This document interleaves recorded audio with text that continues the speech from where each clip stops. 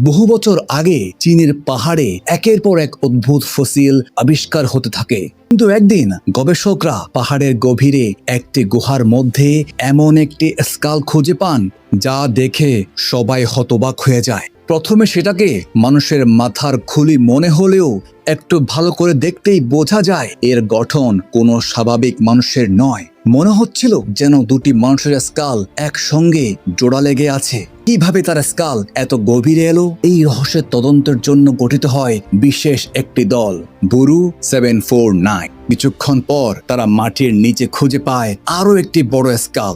এবার সেটা কোনো মানুষের নয়, এটা ছিল এক অজানা প্রাণীর মাথার খুলি। কিন্তু দলটি সেটাকে গুহার বাইরে নিয়ে আসতেই হঠাৎ পাহাড়ের ভেতরে প্রচণ্ড বিস্ফোরণ ঘটে। সঙ্গে সঙ্গে চারদিকে ছড়িয়ে পড়ে অস্বাভাবিক বৈদ্যুতিক তরঙ্গ, আর মুহূর্তের মধ্যে আশেপাশের সবকিছু ধ্বংস হয়ে যায়। তাই তিনি আবারও সেখানে যাওয়ার সিদ্ধান্ত নেন। এবার সঙ্গে নেওয়া হয় বিশেষ প্রশিক্ষণপ্রাপ্ত সৈন্যদের। তাদের মধ্যে ছিল ইয়াং এর মেয়ে ইয়াং পিন, আর ছিল এই গল্পের মূল চরিত্র হু বাই। গুহার অন্ধকার পথ পেরিয়ে তারা এমন একটি জায়গায় পৌঁছে যায় যেটাকে স্থানীয়রা বহু পুরনো গোস্টলি ট্রাইবের ধ্বংসাবশেষ বলে মনে করত। গুহার অন্য প্রান্ত দিয়ে বেরিয়ে দলটি পৌঁছে যায় বরফে ঢাকা পাহাড়ের সামনে। সবকিছু তখন শান্ত, কিন্তু হুবাইয়ের চোখ পড়ে বরফের উপর অদ্ভুত কিছু দাগের উপর। কাছে গিয়ে সে বুঝতে পারে এগুলো কোনো মানুষের পায়ের ছাপ নয়, বরফের উপর রয়েছে বিশাল কোনো প্রাণীর পদচিহ্ন। বিজ্ঞানী ইয়াং সঙ্গে সঙ্গে বিষয়টি হেডকোয়ার্টার্সে জানিয়ে দেন, কিন্তু তারা যত সামনে এগোতে থাকে বিপদ তত কাছে আসতে থাকে। হঠাৎ আকাশ থেকে নেমে আসে এক ঝাঁক অদ্ভুত বাদুড়। সাধারণ বাদুড়ের মতো তাদের শরীরের রং নয়, বরং নীলচে আলো ছড়াচ্ছে। দলটি কিছু বোঝার আগেই বাদুড়গুলো আক্রমণ শুরু করে। একজন সৈন্য একটি বাদুড় ধরে ফেলে, আর সঙ্গে সঙ্গে তার হাত থেকে ধোঁয়া উঠতে শুরু করে। আগুনের মতো তীব্র উত্তাপ তার হাত থেকে পুরো শরীরে ছড়িয়ে পড়ে। কয়েক মুহূর্তের মধ্যেই তার শরীর পুড়ে কঙ্কাল হয়ে যায়। তখন সবাই বুঝতে পারে এগুলো কোনো সাধারণ বাদুড় নয়, এগুলো ফায়ার ব্যাটস।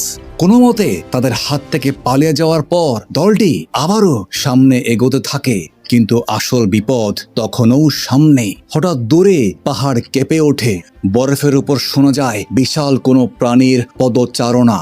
তারপর দেখা যায় একটি বিশাল দৈত্যাকার প্রাণী পাহাড়ের উপর দিয়ে এগিয়ে যাচ্ছে। তার প্রতিটি পদক্ষেপে বরফের স্তর ফেটে যেতে থাকে, আর কয়েক সেকেন্ডের মধ্যেই পুরো পাহাড়ে নেমে আসে ভয়ঙ্কর তুষার ধস। সবাই প্রাণপণে দৌড়াতে শুরু করে, কেউ কাউকে দেখার সুযোগই পাচ্ছিল না। বরফের স্রোত একের পর এক মানুষকে গ্রাস করে ফেলছিল। যারা বেঁচে থাকে তারা নিজেদের বাঁচাতেই একটি গভীর খাদে ঝাঁপ দেয়, কিন্তু নিচে অপেক্ষা করছিল আরো ভয়ঙ্কর মৃত্যু। খাদের ভেতরের বরফ শক্ত হয়ে তৈরি করেছে অসংখ্য ধারালো স্তম্ভ। একজনের পর একজন সেই বরফের উপর পড়ে শরীর ভেদ হয়ে যায়। হু বাই আর ইয়াং পিন তখনও একসঙ্গে, তাদের শরীর দড়ি দিয়ে বাঁধা। তারাও খাদে পড়ে যায়, কিন্তু একটি বরফের স্তম্ভে দড়ি আটকে যাওয়ায় দুজনই মাঝখানে ঝুলতে থাকে। হু বাই ইয়াং পিনকে ধরে রাখার চেষ্টা করে, কিন্তু দড়িটা ধীরে ধীরে ছিঁড়তে থাকে। অতঃপর দড়িটি ছিঁড়ে যায়, দুজনেই অন্ধকার দিকে পড়ে যায়। কিছুক্ষণ পর হু ভাইয়ের জ্ঞান ফিরে আসে। সে বুঝতে পারে আশ্চর্যজনকভাবে সে এখনো এত উপর থেকে পড়েও বেঁচে আছে, আর তার পাশে পড়ে আছে ইয়াং পিন। কিন্তু তারা জানে না এই পাহাড়ের ভেতরে লুকিয়ে আছে পুরো রহস্যের কেন্দ্র, একটি প্রাচীন স্থাপনা, ডেমন টাওয়ার। বরফের খাত থেকে বেরিয়ে হু বাই, ইয়াং পিন এবং বেঁচে থাকা সদস্যরা পাহাড়ের অন্য পাশে পৌঁছে যায়। সামনে দাঁড়িয়ে থাকা সে অদ্ভুত টাওয়ারটির সন্ধান বিজ্ঞানী ইয়াং যেন বহু বছর ধরেই খোঁজ করছিলেন। তিনি টাওয়ারের সামনে একটি মোমবাতি জ্বালিয়ে দেন, আর তখনই ঘটে অস্বাভাবিক ঘটনা। টাওয়ারের চূড়া ধীরে ধীরে খুলতে শুরু করে, সেখান থেকে বেরিয়ে আসে তীব্র আলো রশ্মি। চারপাশের পাথরগুলো হঠাৎ মধ্যাকর্ষণ হারিয়ে বাতাসে ভাসতে থাকে। এমনকি টাওয়ারের ভেতর থেকেও বেরিয়ে আসতে থাকে মানুষের মতো অসংখ্য ছায়া, যেন বহু বছর ধরে আটকে থাকা আত্মাগুলি মুক্তি পাচ্ছে। বিজ্ঞানী ইয়াং জানায় এই টাওয়ার বহু বছর ধরে বন্ধ ছিল। এটা অপেক্ষা করছিল একজন মানুষের জন্য যে এসে এর দরজা খুলবে। কিন্তু টাওয়ার পুরোপুরি খোলার আগেই দলের একজন সে মোমবাতির উপর নিজের শরীর রেখে দেয়, যার ফলে আগুনের সেই লম্বা শিখা নিভে যায়। সঙ্গে সঙ্গে টাওয়ারের চূড়াটাও বন্ধ হয়ে যায়। পরে জানা যায় এটা পুরোপুরি দুর্ঘটনা ছিল না, তাদের বন্ধুটি ইচ্ছা করেই মোমবাতিটা নিভিয়ে দিয়েছিল, কারণ সে বুঝে গিয়েছিল এই টাওয়ার পুরোপুরি খুলে গেলে কি ঘটতে পারে। কিন্তু বিপদ ততক্ষণে তাদের ঘিরে ফেলেছে।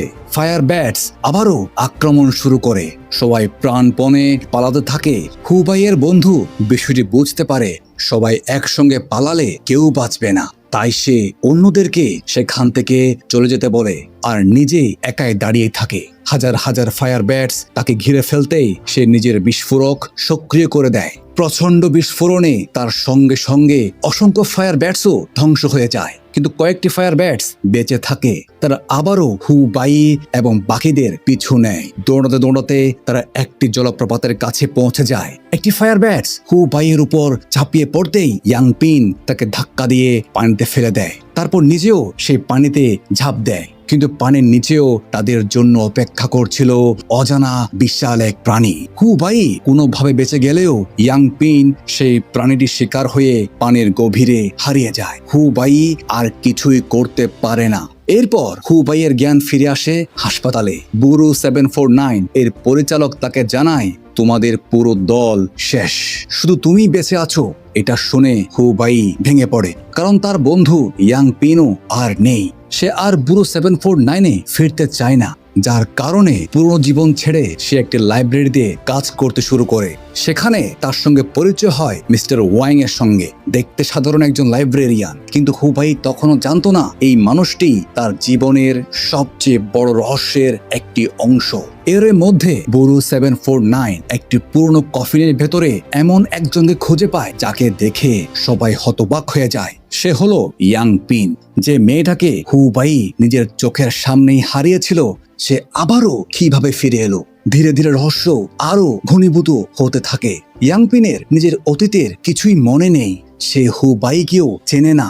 সেদিন পাহাড়ে কি ঘটেছিল সেটাও তার মনে নেই, এমনকি নিজের পুরনো জীবন সম্পর্কেও তার কোনো স্মৃতি তার মধ্যে নেই।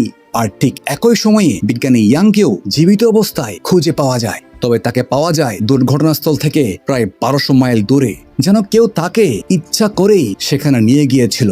অন্যদিকে একটি ধ্বংস হয়ে যাওয়া শহরের দৃশ্য দেখা যায়। শহরটা দেখে মনে হয় বহু বছর ধরে সেখানে কোনো মানুষ বাস করেনি, কিন্তু ধ্বংসের চিহ্ন দেখে বোঝা যায় কোনো অজানা প্রাণী এখানে আক্রমণ চালিয়েছিল। বিজ্ঞানী ইয়াং তখন বুরু 749 এর পরিচালকের সামনে নিজের সবচেয়ে বড় ভুল স্বীকার করে। সে জানায় সে ভুল করে অন্য এক জগতের পোর্টাল খুলে ফেলেছিল, আর সে পোর্টাল দিয়েই অজানা প্রাণী ও এলিয়েন এই পৃথিবীতে ঢুকে পড়েছে।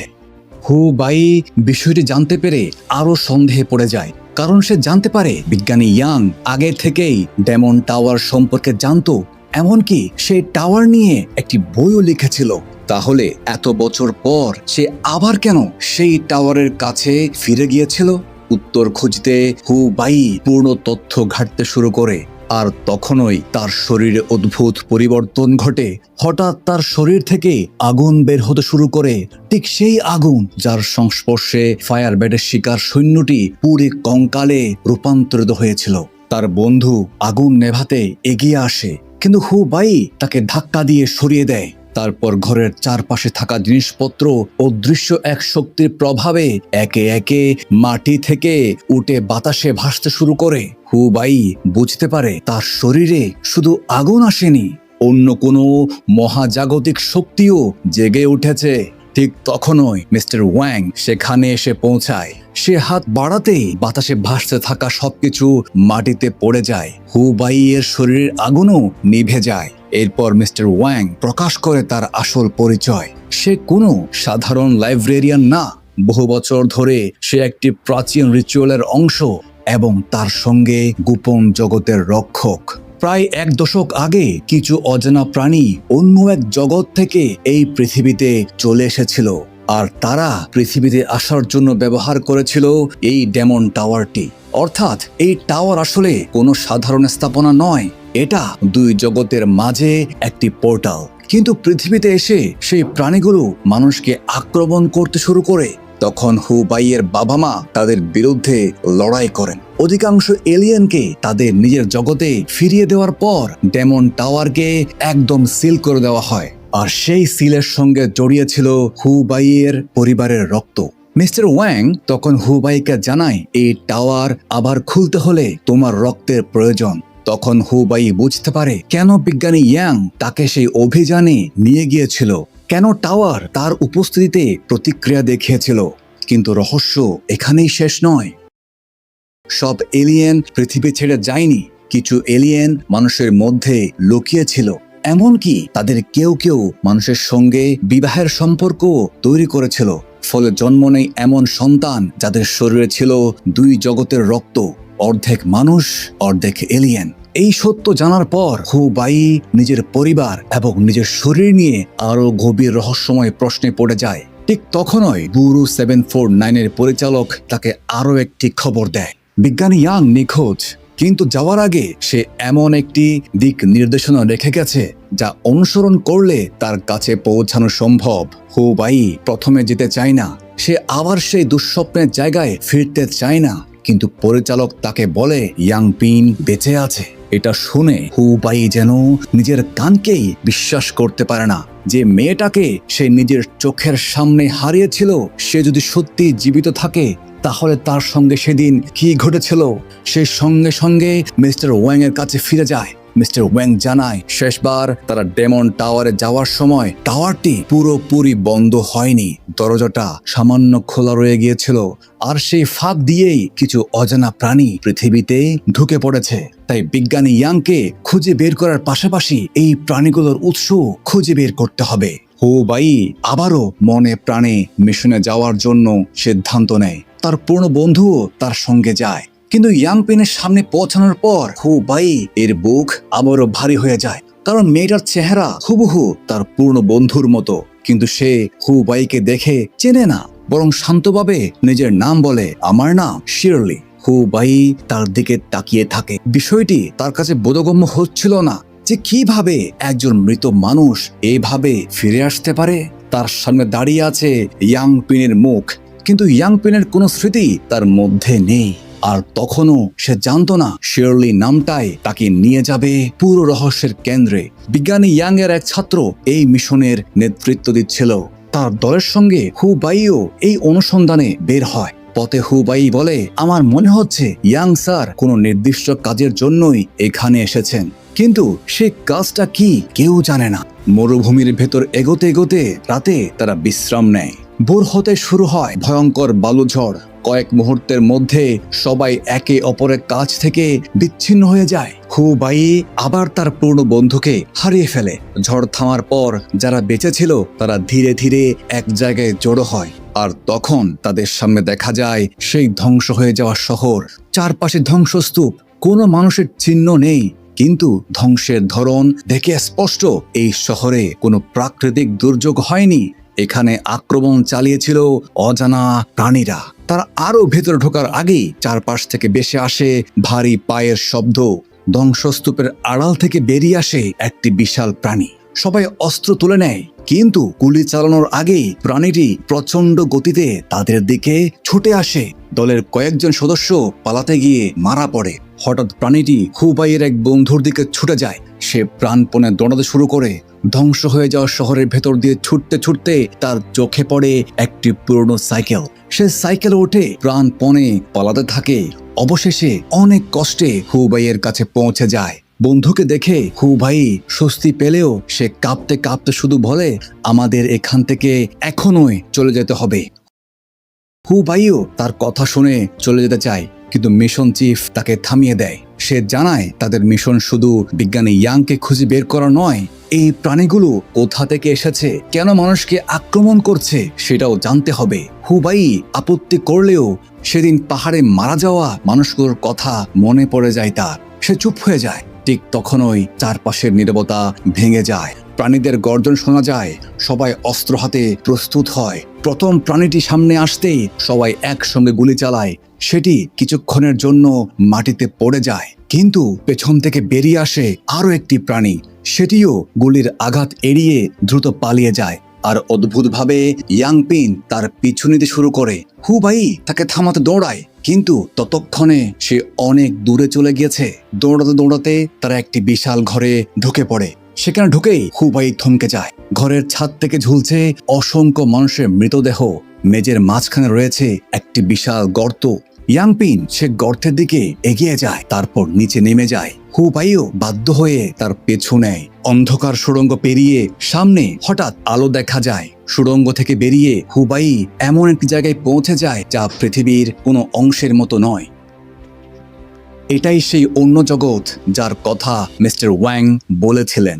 অদ্ভুত আলো, অপরিচিত গাছপালা আর এমন সব প্রাণী যেগুলো পৃথিবীতে থাকার কথা নয়। হুবাই কিছু বোঝার আগেই একটি বিশাল প্রাণী তার উপর ঝাঁপিয়ে পড়ে। প্রচণ্ড আঘাতে সে মাটিতে পড়ে যায়। প্রাণীটি আবারও আক্রমণ করতে এগিয়ে আসে। ঠিক তখনই ইয়াংপিন সামনে এসে দাঁড়ায়। হুবাই অবাক হয়ে দেখে প্রাণীটি তাকে আক্রমণ করছে না, বরং ইয়াংপিনের কাছে এসে শান্ত হয়ে যায়। ইয়াংপিন প্রাণীটির মাথায় হাত রাখে। হুবাইয়ের মনে তখন একটাই প্রশ্ন, এই প্রাণীগুলো ইয়াংপিনকে কিভাবে চিনছে?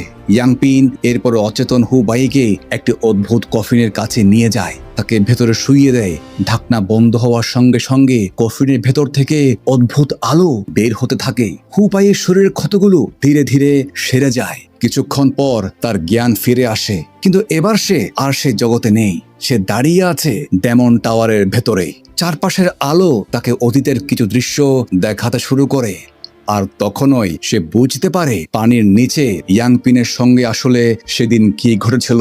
যে প্রাণীটি তাকে পানিতে টেনে নিয়ে গিয়েছিল সেটি তাকে হত্যা করেনি, বরং তাকে নিয়ে গিয়েছিল ডেমন টাওয়ারের কাছে। সেখানে টাওয়ার থেকে বেরিয়ে আসা অদ্ভুত আলো ইয়াংপিনকে ঘিরে ফেলে। সে আলোর ভেতর থেকে বেরিয়ে আসে একটি অজানা সত্তা। সত্তাটি ধীরে ধীরে ইয়াংপিনের শরীরের ভেতর প্রবেশ করে। ইয়াংপিন আবারও চোখ খোলে, কিন্তু সে আর আগের ইয়াংপিন নয়। তার শরীরের ভেতরে তখন বাস করছে শিরলি। সব রহস্য একে একে পরিষ্কার হতে থাকে। ইয়াংপিন নিজের অতীত কেন মনে করতে পারছিল না, প্রাণীগুলো তাকে কেন আক্রমণ করছিল না, আর কেন সে নিজেকে ইয়াংপিন নয় শিরলি বলে পরিচয় দিচ্ছিল।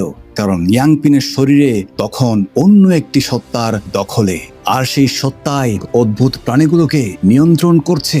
কিন্তু শিরলিয়ের আসল উদ্দেশ্য আরো ভয়ঙ্কর। সে চায় ডেমন টাওয়ারের পোর্টাল পুরোপুরি খুলে দিতে, কারণ সেই দরজা খুলে গেলে অন্য জগতের অসংখ্য প্রাণী পৃথিবীতে ঢুকতে পারবে। আর সে দরজা খোলার চাবি হলো হুবাইয়ের রক্ত। শিরলি এবার হুবাইয়ের সামনে এসে দাঁড়ায়। সে বলে, তুমি যদি এই পোর্টাল খুলে দাও, আমি তোমার ইয়াংপিনকে ফিরিয়ে দেব। হুবাই জানে এই প্রস্তাবের মূল্য কতটা ভয়ঙ্কর। পোর্টাল খুললে শুধু ইয়াংপিন ফিরে আসবে না, পৃথিবীতে ঢুকে পড়বে অসংখ্য অজানা প্রাণী। তাই সে সরাসরি না বলে দেয়। শিরলি তাকে হুমকি দেয়, তুমি যদি দরজা না খোলো তোমার দলের সবাই মারা যাবে। কিন্তু হুবাই পিছিয়ে যায় না। সে বরং শিরলিকে সতর্ক করে তার সঙ্গীদের কিছু হলে সে শিরলিকেও শেষ করে দেবে। শিরলি বুঝতে পারে কথায় তাকে বদলানো যাবে না, তাই তাকে টেলিপোর্ট করে ছুড়ে দেয় সেই জায়গায় যেখানে তার সঙ্গীরা প্রাণীগুলোর সঙ্গে লড়াই করছে। চারপাশে তখন বিশৃঙ্খলা, অসংখ্য প্রাণী মানুষের উপর ঝাঁপিয়ে পড়ছে। হুবাইও অস্ত্র হাতে লড়াই শুরু করে, কিন্তু শেষ পর্যন্ত একটি প্রাণী তাকে প্রচণ্ড আঘাত করে মাটিতে ফেলে দেয়। হুবাইয়ের চোখ ধীরে ধীরে বন্ধ হয়ে আসে। ঠিক তখনই ইয়াংপিন সেখানে এসে দাঁড়ায়, কিন্তু সে পুরোপুরি শিরলিয়ের নিয়ন্ত্রণে। সে হুবাইকে প্রাণীগুলোর হাত থেকে বাঁচিয়ে নেয়। তারপর হুবাইয়ের মাথা নিজের কোলে তুলে নেয়। হুবাই চোখ খুলে তার মুখের ভেতর তাকায়। সে ধীরে ধীরে বলে, তুমি দেখতে ঠিক আমার বন্ধু ইয়াংপিনের মতো। এক মুহূর্তের জন্য শিরলি থেমে যায়, কিন্তু হুবাই জানে তাকে থামানোর আর কোনো পথ নেই। সে বন্দুক দিয়ে গুলি করে দেয়। গুলির আঘাতে ইয়াংপিনের শরীর মাটিতে পড়ে যায়। তার শরীর থেকে বেরিয়ে আসতে শুরু করে অদ্ভুত আলো। শিরলি ধীরে ধীরে ইয়াংপিনের শরীর ছেড়ে বেরিয়ে আসে। মৃত্যুর শেষ মুহূর্তে সে হুবাইয়ের দিকে তাকিয়ে বলে, আমাকে হত্যা করার ক্ষমতা শুধুমাত্র তোমারই ছিল। এরপর শেরলি সম্পূর্ণভাবে ইয়াংপিনের শরীর থেকে বেরিয়ে আসে। আর ঠিক তখনই ডিমন টাওয়ার কাঁপতে শুরু করে। টাওয়ারের চারপাশের আলো নিভে যায়, পাথরগুলো মাটিতে পড়ে যায়। তারপর পুরো ডিমন টাওয়ার ধীরে ধীরে অদৃশ্য হয়ে যায়। কিন্তু হুবাইয়ের কাছে এটা কোনো বিজয় নয়, কারণ শেরলিকে শেষ করতে গিয়ে সে নিজের হাতেই তার প্রিয় মানুষ ইয়াংপিনকে গুলি করেছে। তার সবচেয়ে কাছের মানুষটা এবার সত্যি সত্যিই তার কাছ থেকে চলে গেছে। তবু হুবাই হাল ছাড়ে না। তার মনে পড়ে যায় মিস্টার ওয়াং এর সেই রহস্যময় কফিনের কথা। যদি সেই কফিন মৃত মানুষকে ফিরিয়ে আনতে পারে, তাহলে হয়তো ইয়াংপিনকে এখনো বাঁচানো সম্ভব। সেই ইয়াংপিনের দেহ নিয়ে সে রিচুয়ালের জায়গায় ফিরে যায়। তারপর তাকে কফিনের ভেতর শুইয়ে দেয়। সবাই অপেক্ষা করতে থাকে, কিন্তু কিছুই ঘটে না। ইয়াংপিনের চোখ খুলে না। আর তখনই প্রকাশ পায় তার শরীরে থাকা অস্বাভাবিক শক্তির আসল রহস্য। ইয়াংপিনের বাবা ছিলেন একজন বিজ্ঞানী, আর তার মা ছিলেন একজন এলিয়েন। তাই ইয়াংপিনের শরীরে ছিল মানুষের পাশাপাশি এলিয়েনের জিন। ছোটবেলা থেকেই তার মধ্যে ছিল এমন এক ক্ষমতা যা সাধারণ কোনো মানুষের ছিল না। সে মৃতপ্রায় প্রাণীকেও আবারও জীবিত করতে পারত। একবার সে একটি মৃতপ্রায় পাখিকে নিজের শক্তি দিয়ে ফিরিয়ে এনেছিল, কিন্তু তার মা তাকে এই ক্ষমতা ব্যবহার করতে নিষেধ করেছিলেন, কারণ তিনি জানতেন এই শক্তির সঙ্গে বড় ঝুঁকি জড়িয়ে আছে। ইয়াংপিনের মা নিজেও অল্প বয়সে মারা গিয়েছিলেন, তাই ইয়াংপিনের বাবা সবসময় ভয় পেতেন একই পরিণতি তার মেয়েরও হতে পারে। এই কারণেই বিজ্ঞানী ইয়াং বহু বছর ধরে ডেমন টাওয়ারের সন্ধান করছিলেন। তিনি বিশ্বাস করতেন এই টাওয়ারের ভেতরে হয়তো এমন কোনো শক্তি আছে যা তার মেয়েকে বাঁচাতে পারবে। আর ঠিক তখনই সিনেমার শুরুর সেই বরফের খাদে পড়ে যাওয়ার ঘটনার আসল অর্থ পরিষ্কার হয়।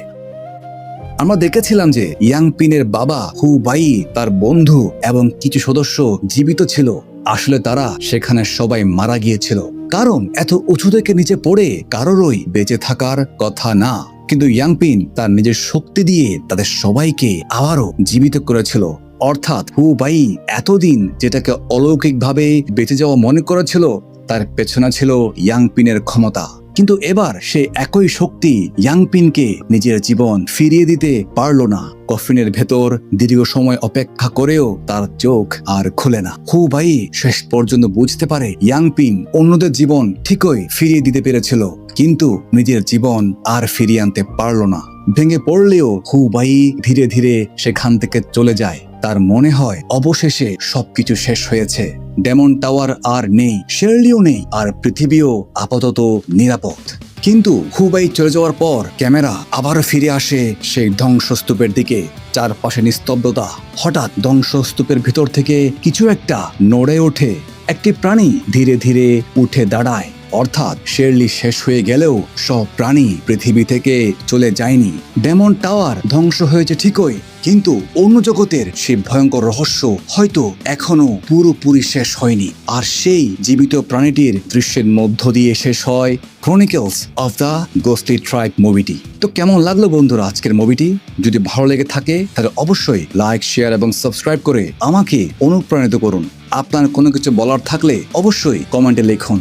আমি আপনাদের সকলের লেখা কমেন্ট পড়ার চেষ্টা করি। আর হ্যাঁ, হাতে সময় থাকলে স্ক্রিনে আসা এই মুভিটিও দেখতে পারেন। দেখা হচ্ছে পরের ভিডিওতে। ভালো থাকবেন, সুস্থ থাকবেন। আল্লাহ হাফেজ।